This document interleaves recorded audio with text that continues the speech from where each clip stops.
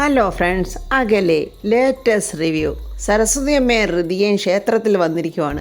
അവിടെ അർച്ചന ടിക്കറ്റൊക്കെ എടുത്തിട്ട് നോക്കുമ്പോൾ അതാ വരുന്നു നമ്മുടെ രാജു. ഇത്രയും നേരം രാജുവിനെ കണ്ടില്ലല്ലോ, രാജു എന്താ വരാത്തത് എന്നോർത്ത് ഹൃതിക ഇങ്ങനെ സങ്കടപ്പെട്ട് പ്രാർത്ഥിച്ചൊക്കെ നിൽക്കുമായിരുന്നു. അപ്പോഴാണ് രാജു വന്നു.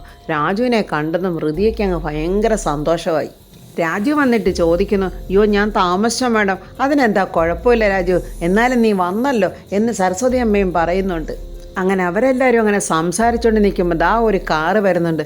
കാറിൽ നിന്നും പത്മാവതി വളർത്തുന്ന ആ കണ്ണനും കൂടെ അങ്ങോട്ട് വരുവാണ്. പത്മാവതി സരസ്വതി അമ്മയെ കാണുന്നുണ്ട്. സരസ്വതി അമ്മയെ കണ്ടിട്ട് പത്മാവതി അവിടെ നിന്ന് അങ്ങ് പൊട്ടിക്കരയുവാണ്. അയ്യോ എൻ്റെ അമ്മ എന്നും പറഞ്ഞു. എന്നെ പ്രസവിച്ച് എന്നെ വളർത്തിയ എൻ്റെ അമ്മ, എത്ര നാളുകൂടിയാണ് ഞാൻ എൻ്റെ അമ്മയെ ഒന്ന് കാണുന്നത്. എൻ്റെ അമ്മയോടൊപ്പം നിൽക്കുന്നത് എൻ്റെ പൊന്നുമോളല്ലയോ. ഇന്ന് രാജു മാത്രമല്ല, ഹൃതികയും അറിയും ഞാനാണ് അവളുടെ അമ്മയെന്ന്. എൻ്റെ അമ്മ എന്നെ ചേർത്ത് പിടിക്കും, എൻ്റെ കവിളത്ത് മൊത്തം തരും. ഞാൻ അപ്പോഴെൻ്റെ മോളോട് പറയും, മോളെ ഇതാണ് എൻ്റെ അമ്മയെന്ന്, നീ എൻ്റെ മോളാണെന്നും പറയും എന്നൊക്കെ പത്മാവതി അവിടെ നിന്ന് ഇങ്ങനെ മനസ്സിൽ പറയുവാണ്. പക്ഷേ സരസ്വതി അമ്മയോ ഹൃതികയോ രാജു ആരും ഇതുവരെയും പത്മാവതിയെ കണ്ടില്ല. എൻ്റെ ദേവി എന്നെ കാത്തിരക്ഷിക്കണേ എന്നും പറഞ്ഞ് പത്മാവതി കരയുന്ന കണ്ടുകൊണ്ട് അവളുടെ മകൻ കണ്ണൻ ചോദിക്കുന്നു, എന്തിനാമേ അമ്മ കരയുന്നത്? അതൊക്കെ ഞാൻ പറയാം മോനെ, നീ വാ. അങ്ങനെ വലിയ പ്രതീക്ഷയോടെ പത്മാവതിയും ആ കണ്ണനും കൂടെ അങ്ങോട്ട് നടന്നു വരുമ്പോൾ ഒരു കാറിൽ അംബിക അങ്ങോട്ട് വന്ന് ഇറങ്ങുവാണ്. അവളും ആ അമ്പലത്തിലോട്ട് വന്നിരിക്കുവാണ്. എന്താണ് അവിടെ നടക്കുന്നത്? മുത്തശ്ശിയും മോളും കൂടെ അമ്പലത്തിൽ വന്നത് രാജുവിനെയും വിളിച്ചിട്ടുണ്ട്. ഇനി അവിടെ വെച്ച് വല്ല ഒളിച്ച് കല്യാണം നടത്തുക? ഇവൾക്ക് അറിയണമല്ലോ, അവൾക്ക് CID പണിയാണല്ലോ. അവളിങ്ങനെ വന്നിരിക്കുവാണ്. അങ്ങനെ അംബികയെ കണ്ടതും പത്മാവതി അങ്ങ് ഞെട്ടി മാറി അങ്ങ് നിൽക്കുവാണ്. ദൈവമേ, ഈ നാശം ഇവിടെയും വന്നോ എന്നും പറഞ്ഞ് പത്മാവതി പെട്ടെന്ന് ആ കൊച്ചിനെ വിളിച്ചുകൊണ്ട് അവിടെ നിന്ന് ഓടി മറയുവാണ്. രാജു നോക്കുമ്പോൾ അംബിക ഇങ്ങനെ ഒളിച്ചും മറിഞ്ഞും വരുന്നുണ്ട്. രാജു പറയുന്നത്, ദേണ്ട അംബിക മേഡം വരുന്നു.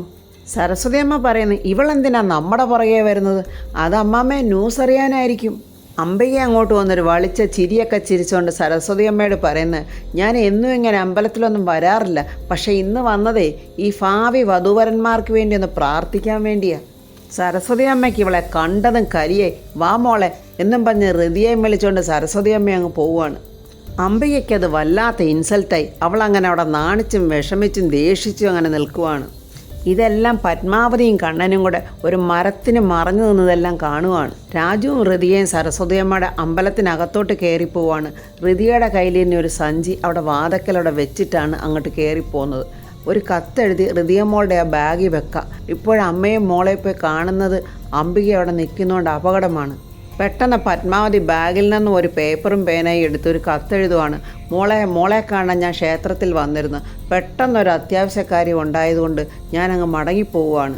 രാജുവായിട്ടുണ്ടായ എല്ലാ കാര്യങ്ങളും മോള് അമ്മാമ്മയോട് തുറന്നു പറയണം. ടെൻഷനൊന്നും വേണ്ട, മോളും രാജുവായിട്ടുള്ള കല്യാണം നടക്കും എന്നും മീര എന്നെഴുതിയ ആ കത്ത് പത്മാവതി ആ കണ്ണൻ്റെ കൊടുത്തിട്ട് പറയുന്നു, മോനെ ആരും കാണാതെ മോന്നോണ്ട് ആയിരിക്കുന്ന ബാഗ് കണ്ടോ, അതിനകത്ത് കൊണ്ടുപോയി വെക്കണം. ശരിയമ്മേ എന്നും പറഞ്ഞ് കുഞ്ഞാ കത്തുമായിട്ട് പോകുന്നുണ്ട്.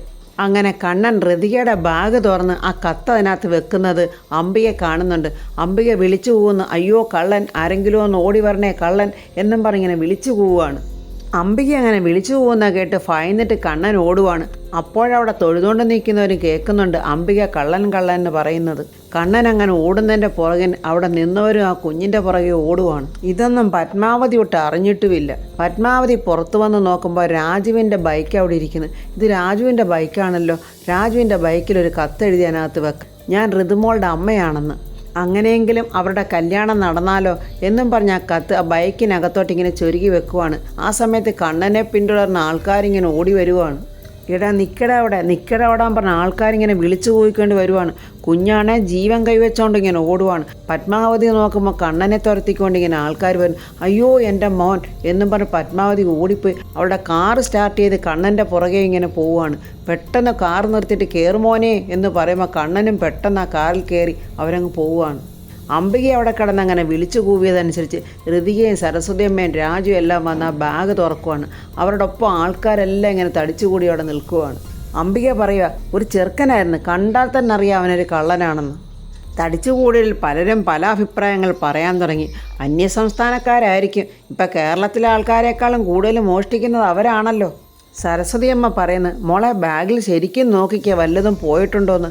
ഋതിക ബാഗ് തുറന്ന് നോക്കുമ്പോൾ ആ കത്ത് അവൾ കാണുന്നുണ്ട് എന്ന് മീര എന്ന് എഴുതിയിരിക്കുന്നു. അത് കണ്ടപ്പോൾ ഋതികയ്ക്ക് കാര്യം മനസ്സിലായി. അംബിക ചോദിക്കുന്നു, നോക്കൂ വല്ലതും അടിച്ചോണ്ട് പോയോന്ന്.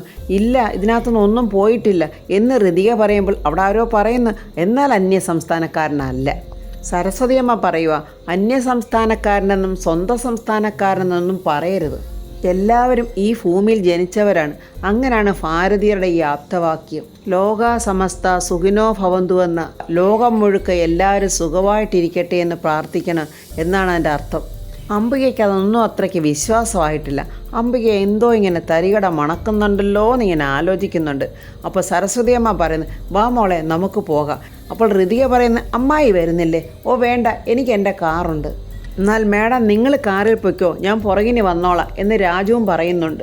അംബിക ഇങ്ങനെ അവിടെ നിൽക്കുവാണ്. ആർക്കെങ്കിലും ഒരു പണി കൊടുക്കണമല്ലോ. ഋതികയ്ക്കും രാജുവിനും പണി കൊടുക്കാമെന്ന് വിചാരിച്ചിട്ട് അതും നടന്നില്ല. എന്നാൽ വേറെ ആർക്കെങ്കിലും ഒരു പണി കൊടുക്കണമല്ലോ എന്നിങ്ങനെ ആലോചിച്ച് അംബിക അവിടെ നിൽക്കുന്നുണ്ട്. രമ്യയാണെങ്കിൽ തുണികളൊക്കെ ഇങ്ങനെ മടക്കി വെക്കുക. അത് കണ്ടുകൊണ്ട് രുക്മിണി പറയുക, കല്യാണം കഴിക്കുന്ന പെൺകുട്ടി ഭർത്താവിൻ്റെ വീട്ടിലേക്കല്ലയോ ചെല്ലേണ്ടത്? ഈ വേണുവേട്ടൻ ഇങ്ങനെ തുടങ്ങിയാൽ എങ്ങനെ നീ അവിടെ താമസിക്കും? അമ്മേ, അതിന് കല്യാണം കഴിക്കുന്ന പെണ്ണേ ഭർത്താവിൻ്റെ വീട്ടിൽ തന്നെ താമസിക്കണമെന്ന് നിർബന്ധം വല്ലതുകൊണ്ടോ? അതെന്താ രമ്യ അങ്ങനെ പറഞ്ഞത്? എനിക്ക് മനസ്സിലായില്ലല്ലോ. രാജുവായിട്ടുള്ള കല്യാണം നടന്നിട്ടേ വേറെ ഏതെങ്കിലും വീട്ടിലോട്ട് മാറി താമസിക്കണം. നമുക്ക് വേറെ എത്ര വീടുകളാണ് ഉള്ളത്? എൻ്റെ രമ്യയെ, അത് നടക്കുമെന്ന് നിനക്ക് തോന്നുന്നുണ്ടോ? രാജു അവൻ്റെ അച്ഛനെയും അമ്മയും വിട്ടിട്ട് വരുമോ? അമ്മ നോക്കിക്കോ, കല്യാണം കഴിഞ്ഞാൽ രാജു പിന്നെ എൻ്റെ കൺട്രോളിലായിരിക്കും. രാജുവിനെ ഇടം വലം അനങ്ങാൻ ഞാൻ പിന്നെ സമ്മതിക്കത്തില്ല. അപ്പോഴാ സമയത്ത് അംബിക രമ്യയുടെ ഫോണിലോട്ട് വിളിക്കുന്നുണ്ട്. രുക്മിണി ചോദിക്കുന്ന, ആരാ മോളെ? അമ്മ, അത് അംബികമ്മേടോ. ഇവർക്ക് വേറെ ഒരു പണിയും ഇല്ലയോ? ആർക്കെങ്കിലും പണി കൊടുക്കണമല്ലോ എന്ന് വിചാരിച്ചപ്പോൾ പെട്ടെന്ന് അവൾക്ക് രമ്യയുടെ കാര്യം ഓർമ്മ വന്ന്. അങ്ങനെ രമ്യയോട് പറയുക, രമ്യേ സോറി, നിന്നെ എപ്പോൾ വിളിച്ചാലും എനിക്കൊരു സാഡ് ന്യൂസ് ആണല്ലോ പറയാനുള്ളത് എന്ന് ഓർക്കുമ്പോൾ എനിക്ക് വിഷമമുണ്ട്. അയ്യോ എന്താ മേഡം, ഞാനേ ഒരു മുൻകൂർ ജാമ്യം എടുത്തതാ. ഇപ്പം ഞാനീ വിളിച്ചതേ നിനക്ക് ഷോക്കാകുന്നൊരു ന്യൂസ് പറയാൻ വേണ്ടിയിട്ടാണ്. മേഡം എന്താണെങ്കിലും പറഞ്ഞോ. നീ ആ രാജുവിനെ വിശ്വസിച്ചല്ലേ ഈ കല്യാണത്തിനൊക്കെ പുറപ്പെട്ടിരിക്കുന്നത്? എന്നാലേ ആ രാജു നിന്നെ ചതിക്കും. മേഡം വേണ്ട, ആവശ്യമില്ലാത്ത കാര്യങ്ങളൊന്നും പറഞ്ഞേക്കരുത്. എൻ്റെ രാജു ആരെയും ചതിക്കില്ല. എന്നാൽ നീ അങ്ങനെ ഉറച്ച് വിശ്വസിച്ച് അവിടെ ഇരുന്നോ. എന്നാലേ ഞാനിപ്പോൾ ഒരു കാഴ്ച കണ്ട്, അത് പറയാനാ നിന്നെ വിളിച്ചത്. എന്ത് കാഴ്ചയാ മേഡം കണ്ടത്? അതെ, രാജുവേ ഋതിയെ കാണാൻ വേണ്ടി ദാണ്ട് ഇപ്പോൾ അമ്പലത്തിൽ വന്നിരുന്നു. എൻ്റെ രമ്യയെ, എനിക്ക് നിന്നോട് സ്നേഹമുള്ളത് കൊണ്ടാണ് ഞാനിപ്പോൾ ഇത് പറഞ്ഞത്. ഇനി നിനക്ക് വിശ്വാസമായില്ലെങ്കിൽ അവർ ഒന്നിച്ച് ക്ഷേത്രത്തിൽ നിൽക്കുന്ന വീഡിയോ ഞാൻ നിനക്ക് അയക്കാം. എന്നിട്ട് അംബിക ആ ക്ഷേത്രത്തിൽ ഋതികയും രാജുവും സരസ്വതിയമ്മയൊക്കെ നിൽക്കുന്ന ആ വീഡിയോ എടുത്ത് അങ്ങോട്ട് അയച്ചു കൊടുക്കുവാണ്. രമ്യയ്ക്ക് അത് അയച്ചു കൊടുത്തിട്ട് അംബിക ഒരു ചിരിയിരിക്കുന്നുണ്ട്, ഒരു കൊലച്ചിരി. ഇന്നത്തേക്ക് ഇത്രയും മതി എന്നുള്ള സമാധാനത്തിലാണ് അവിടെ ചിരി. അംബികയുടെ ഫോൺ കേട്ടതും രമ്യയുടെ മുഖം വാടുന്നതൊക്കെ രുക്മിണി ഇങ്ങനെ നോക്കി നിൽക്കുവാണ്. എന്താണ് ഈ രമ്യ കാര്യം? രാജു ആ ഋതിയെ കാണാൻ ക്ഷേത്രത്തിൽ ചെന്നിരുന്നെന്ന്. വേണ്ട രമ്യ, ഈ പ്രാവശ്യം അവൻ നമ്മളെ ചതിച്ചാൽ അവനെ വെട്ടിയെറിഞ്ഞാൻ വാഴച്ചവിട്ടിലിടും, പറഞ്ഞേക്കാം. അമ്മേ, രാജു എന്തുവായാലും ഋതികയെ കല്യാണം കഴിക്കില്ല, അതെനിക്ക് ഉറപ്പാണ്. പിന്നെ ഇങ്ങനെ നട്ടലില്ലാത്ത ഒരുത്തനെ നമ്മൾ എങ്ങനെ വിശ്വസിക്കുമെന്നാണ് മോള് പറയുന്നത്? അതിനെ മറ്റൊരു വഴിയുണ്ടമ്മേ, അത് നമുക്ക് ചെയ്യാം. എന്ത് വഴിയാണ് നീ പറയുന്നത്? ഞാൻ പറയുന്ന അമ്മ ശ്രദ്ധിച്ചങ്ങോട്ട് കേൾക്ക് എന്നും പറഞ്ഞ് രമ്യ എന്തൊക്കെയോ രുക്മിണിക്ക് പറഞ്ഞു കൊടുക്കുന്നുണ്ട്. എന്തോ വലിയ തീരുമാനമെടുത്ത് ജയിച്ച ലക്ഷണത്തിലാണ് അമ്മയും മകളും നല്ല സന്തോഷത്തിൽ നിൽക്കുവാണ്. രാധമ്മ വീട്ടിനോട് പറയുക, യോ ഈ കല്യാണം അടുക്കും തോറും എനിക്ക് വയ്യ, എന്തൊരു ടെൻഷനാ. കൊച്ചമ്മണി ചോദിക്കുന്നു, എന്തിനാ ടെൻഷന്? നമ്മൾ ഒന്നിനും ടെൻഷൻ അടിക്കരുത് രാധമ്മേ. ടെൻഷൻ അടിച്ചാലേ പിന്നെ എല്ലാം കുളവാകും. അത് കേട്ടോണ്ട് ജയൻ പറയാം, ഈ അമ്മ എന്തൊക്കെയായി പറയുന്നത്? അമ്മ, ടെൻഷൻ അടിക്കേണ്ട കാര്യത്തിന് ടെൻഷൻ അടിച്ചേ പറ്റത്തുള്ളൂ, എന്നാലേ അത് ശരിയാകത്തുള്ളൂ. എൻ്റെ ഭർത്താവാണെങ്കിൽ എനിക്ക് ശത്രുവായി മാറി, ചെറുക്കനാണെങ്കിൽ ഒന്നും പറയാതെ നടക്കുന്നു. ഈ കല്യാണം ഒന്ന് നടന്ന് കിട്ടുന്നവരെ എൻ്റെ മനസ്സിൽ തീയാ. പ്രിയ പറയുക, എൻ്റെ അമ്മയൊന്നും വിഷമിക്കാതിരിക്കും. ഇപ്പോൾ ഏതായാലും നമ്മളെല്ലാവരും ഒന്നിച്ചായില്ലയോ, അപ്പോൾ ഈ കല്യാണം ഭംഗിയായിട്ട് നടക്കും. ഇല്ലെങ്കിൽ നമ്മൾ നടത്തിയിരിക്കും. അങ്ങനെ തകർത്ത് പിടിച്ച് എല്ലാവരുടെ വട്ടമേശ സമ്മേളനത്തിലെ ചർച്ചകളിങ്ങനെ നടത്തുവാണ്. അപ്പോൾ രുക്മിണിയും രമ്യയും കൂടെ അങ്ങോട്ട് കയറി വരുന്നുണ്ട്. പ്രിയ അത് കണ്ടിട്ട് പറയുന്നു, അമ്മേ ദാണ്ടമ്മ രുക്മിണി ആൻറ്റിയും രമ്യയും വന്നു. രമ്യ പതുക്കെ ചോദിക്കുന്നുണ്ടോ? അത് കേട്ടിട്ട് നമ്മുടെ കൊച്ചമ്മണി പറയാം, ഉണ്ടില്ല, എങ്ങനെ ഉണ്ണാനാ, ഒരു സമാധാനം കിട്ടിയിട്ട് വേണ്ടേ. അയ്യോ, ഞാൻ ചോറുണെന്ന കാര്യമല്ല പറഞ്ഞത്, വേണുവെങ്കിൽ അകത്തുണ്ടോയെന്ന്. അപ്പോൾ പെട്ടെന്ന് രാധമ്മ പറയാം, ഉണ്ട്, പുറത്ത് പറമ്പിലെന്തോ ചെയ്തുകൊണ്ടിരിക്കുക. രുക്മിണി പതുക്കെ പറയുക, ഒരു പ്രത്യേക കാര്യം രഹസ്യമായിട്ട് പറയാനാ ഇപ്പം ഞങ്ങളിങ്ങോട്ട് വന്നിരിക്കുന്നത്. അയ്യോ എന്താ രുക്മിണി? അതെ, കാര്യങ്ങളിപ്പം നമ്മുടെ കയ്യിൽ നിന്ന് വഴുതിപ്പോകാനുള്ള സാഹചര്യമാണ് ഇപ്പം നിലവിൽ നിൽക്കുന്നത്. അതുകൊണ്ടേ നമുക്ക് രാജുവിൻ്റെയും രമ്യയുടെയും കല്യാണം നാളെ തന്നെ അങ്ങ് നടത്തിയാലോ? ആ സമയത്ത് നമ്മുടെ വേണുവേട്ടൻ ആ ജനലിൻ്റെ അരികെ കൂടി ഇങ്ങനെ നടന്നു വരുന്നുണ്ട്. എല്ലാവരും കൂടെ ചേർന്ന് എന്തോ ഗൂഢാലോചന നടത്തുവാണെന്ന് മനസ്സിലായ വേണുവേട്ടൻ അവിടെ ഒളിച്ചു നിന്ന് അവർ പറയുന്നത് കേൾക്കുവാണ്. രുക്മിണി പറയുക, രാധമ്മേ, ഓടുന്ന പട്ടിക്ക് ഒരു മുഴ മുമ്പേ എറിയണമെന്നാ പ്രമാണം. വർമ്മസാറിൻ്റെ വീട്ടിൽ കാര്യങ്ങളൊക്കെ വലിയ സ്പീഡിൽ അങ്ങോട്ടാക്കിയ സ്ഥിതിക്ക് നമുക്ക് ഈ കല്യാണം നാളെ അങ്ങ് ആക്കിയാലോ? പ്രിയ പറയുന്ന, അയ്യോ ഈ കല്യാണക്കുറിയൊക്കെ അടിച്ച സ്ഥിതിക്ക്, എടി ഈ കല്യാണക്കുറി അടിച്ചിട്ടില്ലല്ലോ, പ്ലാൻ ചെയ്തിട്ടല്ല ഉള്ളു എന്ന് ജയം പറയുക. അതുകൊണ്ട് നമുക്ക് കല്യാണം നാളെ തന്നെ നടത്തണം, അതാ ബുദ്ധി. പ്രിയയ്ക്ക് പിന്നെയും സംശയം. അപ്പോൾ ഈ ക്ഷണിച്ചവരൊക്കെ, എടി പ്രിയ, അതിന് നമ്മളോ രുക്മിണി ആൻ്റിയോ ആരെയും ക്ഷണിച്ചിട്ടില്ലല്ലോ. ഈ കല്യാണം എങ്ങനെങ്കിലും അങ്ങ് നടക്കട്ടെ, അത് കഴിഞ്ഞിട്ട് നല്ല ഗംഭീര റിസപ്ഷൻ അങ്ങ് നടത്തിയാൽ പോരെ? അത് കേട്ടപ്പോൾ രാധമ്മ സന്തോഷത്തോടെ പറയുക, അത് മതി, അതാ ബുദ്ധി. രാധമ്മയുടെ ഒരു മാറ്റം നോക്കിക്ക്. വേണുവേട്ടൻ ഇതൊക്കെ ജനലിൽ കൂടെ കണ്ടിട്ട് മനസ്സിൽ പറയുന്നുണ്ട്, ഞാൻ ഇപ്പം ശരിയാക്കി തരാടി രാധമ്മേ, കേട്ടോ. രുക്മിണി പറയുക, മുഹൂർത്തം നോക്കാൻ ഞാനൊരു ജ്യോത്സ്യരെ വിളിക്കാം. അപ്പോൾ അദ്ദേഹം കുറിക്കുന്ന മുഹൂർത്തം അനുസരിച്ച് ഞാൻ നിങ്ങളെ വിളിക്കാം. അപ്പോഴതനുസരിച്ച് നിങ്ങൾ അങ്ങോട്ട് വന്നാൽ മതി. അത് കേട്ടപ്പോൾ രാധമ്മയ്ക്കും പ്രിയയ്ക്കും ജയനും ഒക്കെ അങ്ങ് ഭയങ്കര സന്തോഷം. എന്നാൽ ഞങ്ങൾ പോകട്ടെ എന്നും പറഞ്ഞ് രുക്മിണിയും രമ്യയും കൂടെ അങ്ങ് പോവുകയാണ്. അവരെല്ലാവരും അങ്ങോട്ടും ഇങ്ങോട്ടും പോയിക്കഴിഞ്ഞപ്പോഴാണ് നമ്മുടെ കൊച്ചമ്മണി ജനലിൽ കൂടെ കാണുന്നത് നമ്മുടെ വേണുവേട്ടൻ ഇങ്ങനെ നോക്കി നിൽക്കുന്നത്. എന്താ എന്നിങ്ങനെ കൊച്ചമ്മണി ചോദിക്കുമ്പോൾ വേണുവേട്ടൻ ഒരു ആംഗ്യത്തിൽ ഇങ്ങോട്ട് വന്നേ എന്ന് പറയുവാണ്. ഒരു കള്ളനെ പോലെ പതുങ്ങി നിന്ന് എല്ലാം കേൾക്കുമായിരുന്നില്ലേ എന്നിങ്ങനെ കൊച്ചമ്മണി ചിരിച്ചുകൊണ്ട് ചോദിക്കുവാണ് വേണുവേട്ടനോട്. അയ്യോ, എൻ്റെ വീട്ടിനകത്തായിപ്പോയില്ലേ, ഞാൻ അറിയാതെ അങ്ങ് കേട്ടുപോയതാ. ഞാനിത് കേട്ട കാര്യം ദയവ് ചെയ്ത് നിങ്ങൾ ആരോടും പറയരുത് പ്ലീസ് എന്നൊക്കെ പറഞ്ഞ് വേണുവേട്ടൻ ഇങ്ങനെ കയ്യൊക്കെ തൊഴുവാണ് നമ്മുടെ കൊച്ചമ്മണിയുടെ മുന്നിൽ. എന്തിനും ഏതിനും ലാഭം കൊയ്യാൻ നടക്കുന്ന കൊച്ചമ്മണിക്ക് വീണ് കിട്ടിയ ഒരു ചാൻസാണ്. കൊച്ചമ്മണി ചോദിക്കുക, ഞാനിത് പറയാതിരുന്നാലോ? അപ്പോൾ നമ്മുടെ വേണുവേട്ടനെ വിട്ടുകൊടുക്കുമോ? എനിക്കറിയാം നിങ്ങൾക്കിത് ഓണത്തിനിടയിലെ പുട്ടുകച്ചവടമാണെന്ന് എനിക്കറിയാം. ഈ കച്ചവടത്തിൽ നിങ്ങൾക്കെന്താ ലാഭം? പറഞ്ഞോ. ഒന്നും മിണ്ടാതിങ്ങനെ നിൽക്കുവാണ് നമ്മുടെ കൊച്ചമ്മണി. ധൈര്യത്തെ പറഞ്ഞോ. ഈ കച്ചവടക്കാർ വിലയൊക്കെ തുറന്ന് പറഞ്ഞേ പറ്റത്തുള്ളൂ എന്ന് പറയുമ്പോൾ കൊച്ചമ്മണി പറയുമോ, ആ രമ്യയ്ക്ക് ടൗണിലൊരു വീടുണ്ട്, അതെനിക്ക് തരാമെന്ന് സമ്മതിച്ചിട്ടുണ്ട്. പക്ഷേങ്കിലേ കല്യാണം നടക്കണം, അത്രയല്ല ഉള്ളു. ആ വർമ്മ സാറേ എത്ര കോടി രൂപയുടെ സ്വത്തുള്ള ആളാന്ന് നിങ്ങൾക്ക് വല്ലതും അറിയാവോ? അയാൾക്കാണെങ്കിൽ ഒരേ ഒരു മകളേ ഉള്ളു, ഋതിക മേഡം. ആ കുട്ടിയുടെ പേരിൽ തന്നെ 10-15 ബംഗ്ലാവാണ് അവിടെ ഇവിടെയൊക്കെ ഉള്ളത്. അപ്പോഴേ നിങ്ങൾക്ക് 1-2 ബംഗ്ലാവ് പോരെ? അതോ ആ പെയിൻ്റ് അടിച്ച പഴയ കെട്ടിടം മതിയോ? നമ്മുടെ കൊച്ചമ്മണി ആകെ ധർമ്മസങ്കടത്തിലായി. അത് കണ്ടോണ്ട് വേണിച്ചേട്ടൻ പറയുക, നല്ലതുപോലെ ആലോചിച്ചിട്ട് തന്നെ തീരുമാനിക്കണം. രാജു ഋതികയെ കല്യാണം കഴിച്ചെങ്കിൽ മാത്രമേ ബംഗ്ലാവ് കിട്ടൂ. ഇനി ഏത് കല്യാണം നടക്കണമെന്ന് നിങ്ങൾ തന്നെ അങ്ങ് തീരുമാനിക്കുക.